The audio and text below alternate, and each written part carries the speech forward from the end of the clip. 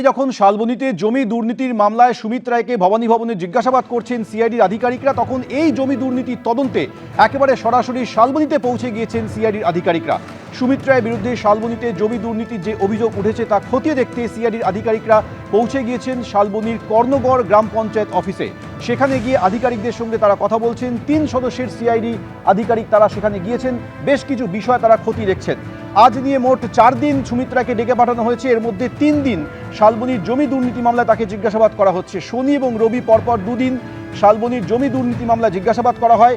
মাঝে একদিন দেবরায় চাকরি সংক্রান্ত প্রতারণা অভিযোগে জিজ্ঞাসাবাদ করা হয়েছিল। আর আজ ফের শালবনীর জমি দুর্নীতি মামলায় জিজ্ঞাসাবাদ করা হচ্ছে। ভবানী ভবনে বেশ কয়েক ঘন্টা হয়ে গিয়েছে সুমিত রায়কে জিজ্ঞাসাবাদ করা হচ্ছে। আর অন্যদিকে এই জমি দুর্নীতির মামলার তদন্তে এবার শালবনীতে পৌঁছে গিয়েছেন সিআইডির আধিকারিকরা।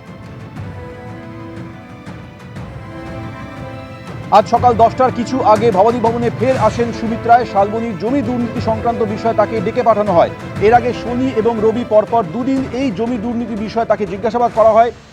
আজ সকালে ফের তাকে ডেকে পাঠানো হয়। এই নিয়ে 4 দিন পর পর ভবানী ভবনে এসেছেন।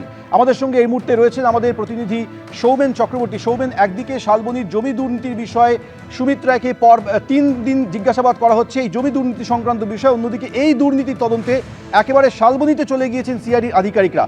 কোন তথ্যগুলি তারা সংগ্রহ করছেন?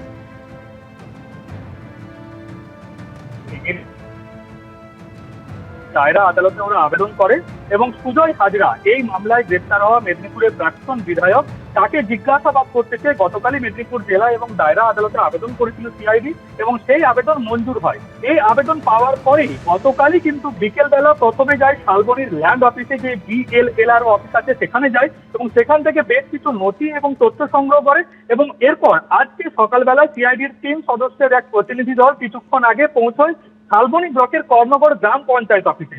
এখান থেকে বেশ কিছু নথি এবং তথ্য সংগ্রহ করতে সিআইডির আধিকারিকেরা, এমনটাই কিন্তু আমরা পুলিশ সূত্রে জানতে পেরেছি। এবং যে সমস্ত নথিগুলো সংগ্রহ করা হচ্ছে, অর্থাৎ এই শালবনী ব্লক এবং মেদিনীপুর সদর ব্লক, এই দুটি ব্লকেরই প্রায় কয়েকশো একর জমি হেরাফেরি করা হয়েছে। যেমনটা অভিযোগ যে সরকারি জমি ছিল, ফরেস্ট দপ্তরের জমি ছিল, সেই সমস্ত জমি রাতের অন্ধকারে প্রমোটারকে সামনে রেখে অন্য লোকের নামে রায়ত্ব হিসেবে রেজিস্ট্রি করে দেওয়া হয়েছিল। তাই এই সমস্ত জমির আগে যে ল্যান্ড দপ্তরের ছিল, অর্থাৎ ফরেস্টের ছিল বা সরকারি জমি ছিল, কি জমি ছিল সেই সমস্ত তথ্য সংগ্রহ করছে এবং জমি করার পর তারা যে ট্যাক্স করেছিল কিনা, অর্থাৎ করের জন্য আবেদন করেছিল কিনা, সেই আবেদন কার মারফত এসেছিল, কারো রেকমেন্ড ছিল কিনা, সেই সমস্ত নথি কিন্তু খতিয়ে দেখছে সিআইডির আধিকারিকেরা।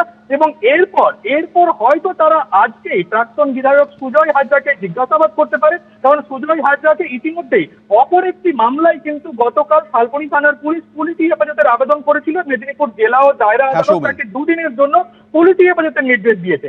অর্থাৎ সুজয় হাজরা কিন্তু এই মুহূর্তে শালবনী থানার আন্ডারেই রয়েছে, অর্থাৎ শালবনী থানাতে গিয়ে বা জেলা পুলিশের একেবারেই, অর্থাৎ সিআইডি আধিকারিকরা পৌঁছে গিয়েছেন, জমি সংক্রান্ত নথিপত্র সংগ্রহ করছেন, আধিকারিকদের সঙ্গে তারা কথা বলছেন। পরপর 4 দিন যে ভবানী ভবনে হাজিরা দিয়েছেন সুমিত রায়, এর মধ্যে 3 দিন তাকে জিজ্ঞাসাবাদ করা হচ্ছে এই জমি দুর্নীতি সংক্রান্ত বিষয়। কিন্তু শালবনীর যে জমি দুর্নীতির অভিযোগ উঠেছে তার বিরুদ্ধে সেই নিয়ে স্থানীয় বাসিন্দারা কি অভিযোগ করছেন শুনুন। এই জমিগুলা সরকারি জমি, টিএমসি জামানায় যত সব ডুপ্লিকেট দলিল বানিয়ে, জাল দলিল বানিয়ে এলাকে প্লট ভাগ করে কোনোটাদেরকে বেচে দেয়। এই বিষয়ে সুজয় হাজরা কেন, সুজয় হাজরার মতো বড় বড় নেতা আছে যাদের এখানে জমি আছে। এবিপি আনন্দ, এগিয়ে থাকে, এগিয়ে রাখে।